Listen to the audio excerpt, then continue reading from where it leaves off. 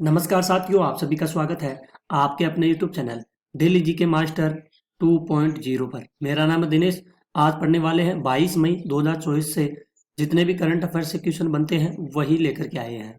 तो आपके लिए आज टॉप 10 क्वेश्चन लेकर के आए हैं जो काफ़ी ज़्यादा इम्पोर्टेंट है, एग्जाम की दृष्टि से काफ़ी ज़्यादा इम्पोर्टेंट है। इस टॉपिक से आज आपके लिए 100% क्वेश्चन पूछे जाएंगे। आप लोग वीडियो के अंत तक बने रहना और पिछली क्लासेज जाकर के देखिए। शानदार क्लासें हैं करंट अफेयर्स की, वीकली भी है और मंथली करंट अफेयर्स भी है। आइए 22 मई की बात करते हैं। तो मई 2024 में किस घटना के कारण ईरानी राष्ट्रपति इब्राहिम राइसी की मृत्यु हो गई है? इसका आंसर साथियों आप लोगों को कमेंट बॉक्स में इसका आंसर देना है। ठीक है, राइट आंसर देना है। राइट आंसर कौन सा है इसको आपको चूज करना है।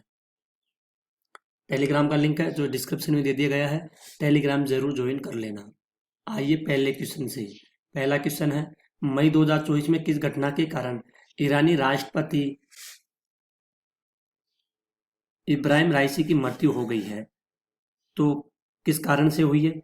ये हुई है हेलीकॉप्टर के दुर्घटनाग्रस्त होने के कारण ईरान के राष्ट्रपति इब्राहिम राइसी की मृत्यु हो गई है।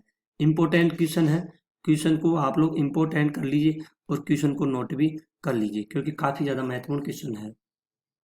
आइए इस पॉइंट को देखते हैं। मई 2024 को अजरबैजान सीमा के पास एक हेलीकॉप्टर दुर्घटनाग्रस्त में ईरानी राष्ट्रपति इब्राहिम राइसी की मृत्यु हुई है। अब बढ़ते हैं अगले क्वेश्चन की ओर। क्वेश्चन है, 2 मई 2024 को लोकसभा चुनाव के 5वें चरण में कितना मतदान हुआ है? तो मई के 2024 में लोकसभा चुनाव के 5वें चरण में कितना मतदान हुआ है? तो इसमें हुआ है साथियों 57.51% का मतदान हुआ है। ध्यान में रखिएगा, इंपॉर्टेंट क्वेश्चन है और इसका बी राइट आंसर हो जाएगा।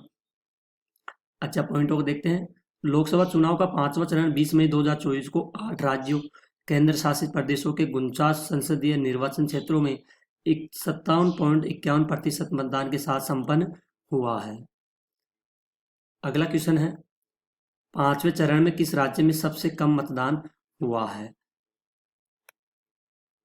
जो लोकसभा चुनाव हुए हैं उसमें 5वें चरण में और कौन से राज्य में सबसे कम मतदान हुआ है?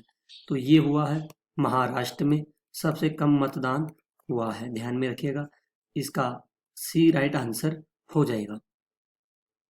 5वें चरण में महाराष्ट्र से 49.1% राज्य में सबसे कम मतदान हुआ है। ठीक है, सबसे कम मतदान कहाँ पर हुआ है? महाराष्ट्र में। अगला है, पहले भारतीय अंतरिक्ष पर्यटन के रूप में किसने इतिहास रचा है? तो पहले भारतीय अंतरिक्ष पर्यटक के रूप में किसने इतिहास रचा है?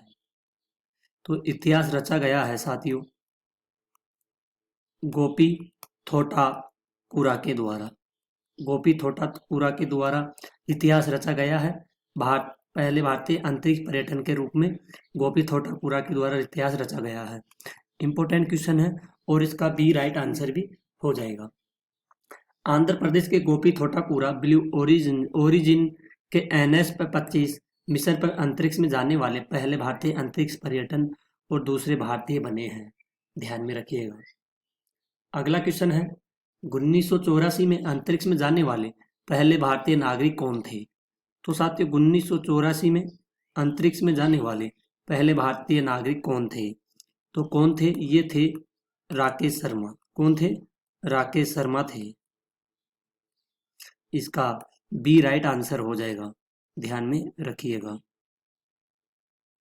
अगला है, पिछले भारतीय अंतरिक्ष यात्री विंग कमांडर राकेश शर्मा 1984 में अंतरिक्ष उड़ान भरने वाले पहले भारतीय नागरिक थे। कौन थे? पहले भारतीय नागरिक थे। आइए अब पढ़ते हैं ये जितने भी पॉइंटें हैं जो काफ़ी ज़्यादा महत्वपूर्ण साबित होती है और यहीं से क्वेश्चन बनता है, यहीं से उठाकर पूछ लिया जाता है। तो साथियों आप लोग पॉइंटों पे ध्यान कम देते हो, क्वेश्चनों पे ज़्यादा ध्यान देते हो। अरे क्वेश्चन भी पॉइंटों से ही बनते हैं। ठीक है, आइए शुरू करते हैं। फोनपे ने हाल ही में किस देश में UPI सेवाओं की शुरुआत की है? तो ये की है ये की है श्रीलंका में। अगला है, भारत के किस मशहूर फुटबॉलर ने अंतर्राष्ट्रीय फुटबॉल से संत की घोषणा की है, न्यास की घोषणा की है? ये है सुनील छेत्री। हाल ही में भुवन ने 27वें फेडरेशन कप सीनियर्स नेशनल प्रतियोगिता में पुरुषों की भाला फेंक स्वर्ण पदक किसने जीता है? ये जीता है नीरज चोपड़ा के द्वारा जीता गया है। अगला है, हाल ही में शिक्षा में उत्कृष्ट योगदान के लिए ग्लोबल एक्सीलेंस अवार्ड 2024 से किसे सम्मानित किया गया है? तो चंद्रकांत सतीजा को सम्मानित किया गया है। आगे है, हाल ही में खबरों में नजर आई मनिका बत्रा किस खेल से जुड़ी हुई है? तो ये टेबल टेनिस खेल से जुड़ी हुई है, ध्यान में रखिएगा। हाल ही में भारत सरकार ने किस देश को $1 मिलियन की मानवीय सहायता देने की घोषणा की थी? तो ये की थी केन्या देश को $1 अरब की, क्योंकि वहां से बाढ़ से प्रभावित हुआ है केन्या देश। तो $1 मिलियन की मानवीय सहायता दी है भारत सरकार के द्वारा। अगला है, सुप्रीम कोर्ट बार एसोसिएशन के अध्यक्ष कपिल सिब्बल बने हैं। कौन बने हैं? कपिल सिब्बल। हाल ही में खबरों में कहा जा रहा है कि भारतीय cyber crime coordination centre I4C किस मंत्रालय के तहत संचालित होता है? तो ये गृह मंत्रालय के द्वारा संचालित होता है। अगला पॉइंट है, पहले साथियों, अगर आपको अपने सर की क्वालिटी कंटेंट पसंद आई है करंट अफेयर्स की, तो चैनल को सब्सक्राइब जरूर कीजिएगा। अगला पॉइंट है, हाल ही में ओलंपिक में शामिल होने वाले पहले भारतीय पुरुष रेसलर कौन बने? अमन सहरावत बने थे। कौन बने थे? अमन सहरावत बने थे ओलंपिक में शामिल होने वाले पहले भारतीय रेसलर। हाल ही में किसने चंद्रमा पर पहली रेलवे प्रणाली बनाए जाने की योजना बनाई है? तो नासा के द्वारा चंद्रमा पर पहली रेलवे प्रणाली बनाए जाने की घोषणा की गई है या योजना बनाई गई है।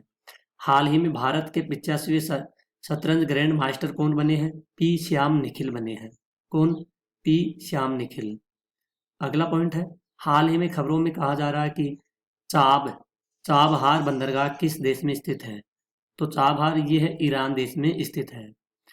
पॉइंट है अगला, IPL 2024 के प्ले ऑफ के लिए दूसरी टीम कौन सी है? तो राजस्थान रॉयल्स है IPL 2024 के प्ले ऑफ के लिए दूसरी टीम। अगले पॉइंट को देखते हैं, संयुक्त राष्ट्र महासभा ने किस दिन को विश्व फुटबॉल दिवस के रूप में घोषित किया है? तो ये किया गया है 25 मई को। कब? 25 मई को घोषित किया गया है। हाल ही में किसे इफ्को के राष्ट्रपति पद के लिए चुना गया है? तो दिलीप संघानी को। ये CEO है, राष्ट्रपति नहीं है साथियों, ध्यान में रखिएगा। हाल ही में भारत का 85वें ग्रैंड मास्टर कौन बना है? पी श्याम निखिल बना है। क्वेश्चन दोबारा रिपीट हुआ है।